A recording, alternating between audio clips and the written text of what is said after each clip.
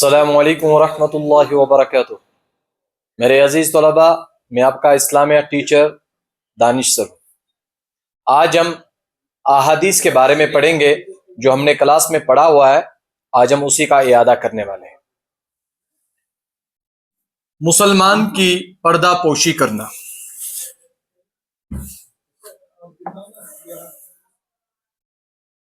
مسلمان کی پردہ پوشی کرنا، اس کے بارے میں آپ وسلم نے کیا فرمایا ہے؟ من ستر مسلما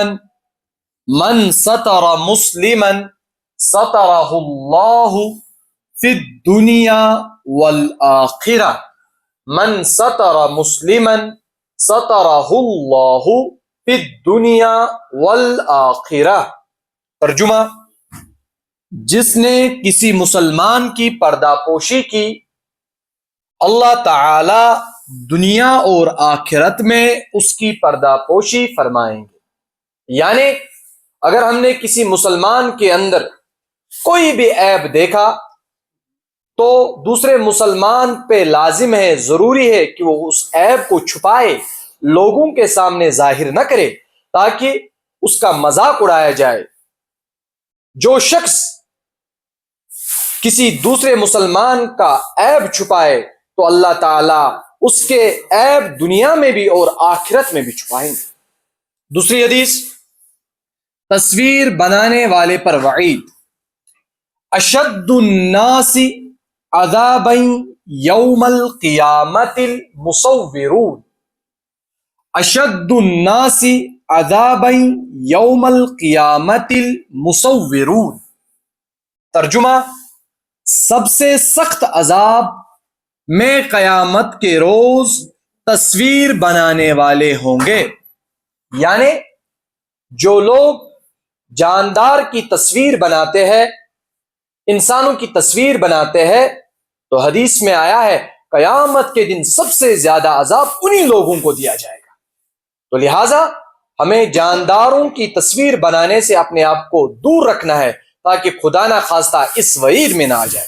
اگلی حدیث، رسول اللہ صلی اللہ علیہ وسلم پر درود بھیجنے کی فضیلت۔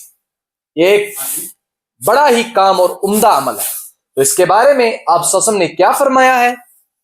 من صلی علی واحدۃ، من صلی علی واحدۃ صلی اللہ علیہ عشرا، صلی اللہ علیہ عشرا، من صلی علی واحدۃ صلی اللہ علیہ عشرا۔ ترجمہ: جو مجھ پر ایک مرتبہ درود بھیجتا ہے، اللہ تعالی اس پر 10 مرتبہ رحمت بھیجتا ہے۔ یعنی آپ سب نے فرمایا جو بھی مسلمان ایک بار درود شریف پڑھے گا، اللہ تعالیٰ اس پر 10 رحمتیں بھیجے گا، 10 رحمتیں۔ اور قرآن کی آیات بھی ہے کہ اللہ تعالیٰ اور فرشتے آپ وسلم پر درود بھیجتے ہیں۔ لہٰذا ہم سب مسلمانوں پہ لازم ہے کہ ہم آپ وسلم پر کم سے کم 100-200 درود دن میں بھیجا کریں۔ اس کے بعد پاکی کی فضیلت۔ الطہور شطر الایمان، الطہور شطر الایمان۔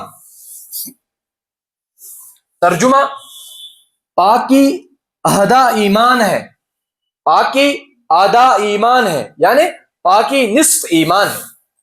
دیکھیے، دین اسلام جو ایک جامعہ مذہب ہے، جامعہ دین ہے، یہ ہمیں پاک رہنے کی اور صاف رہنے کی تلقین کرتا ہے۔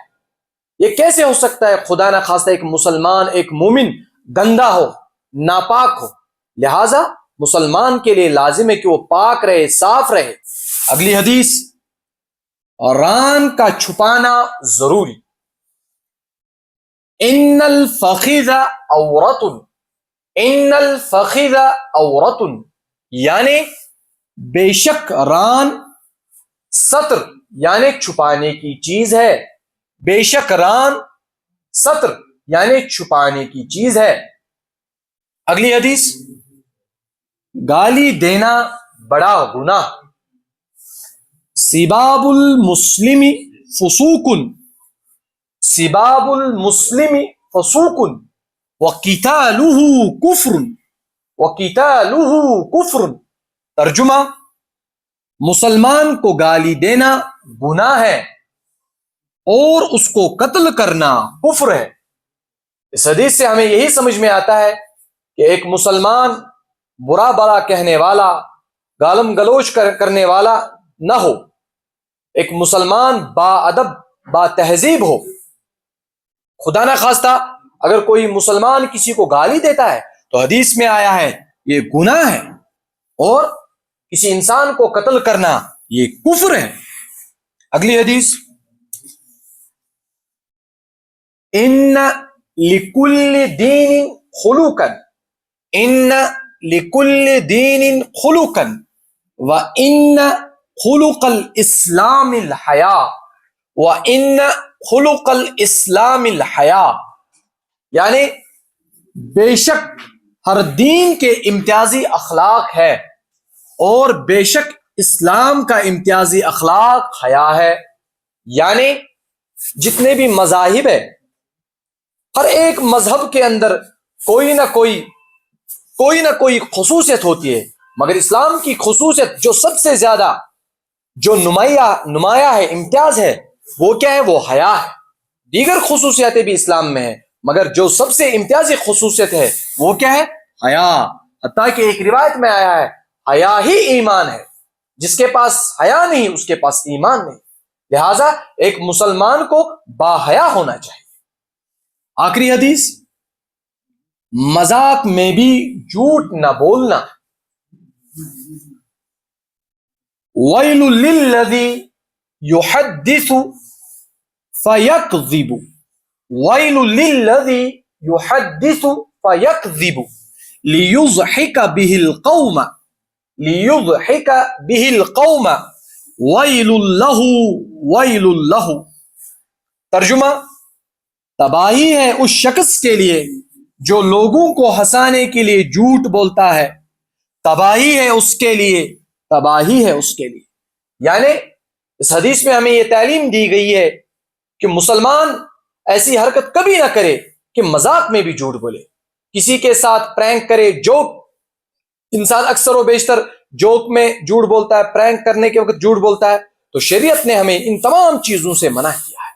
لہٰذا ہم ان تمام احادیث کو اچھی طرح یاد کریں، ازبر یاد کریں، ان کا ترجمہ یاد کریں، ان کی جو عربی ہے اس کو اچھی طرح یاد کریں۔ اللہ تعالی ہمیں ان احادیث پر عمل کرنے کی توفیق عطا فرمائے، آمین۔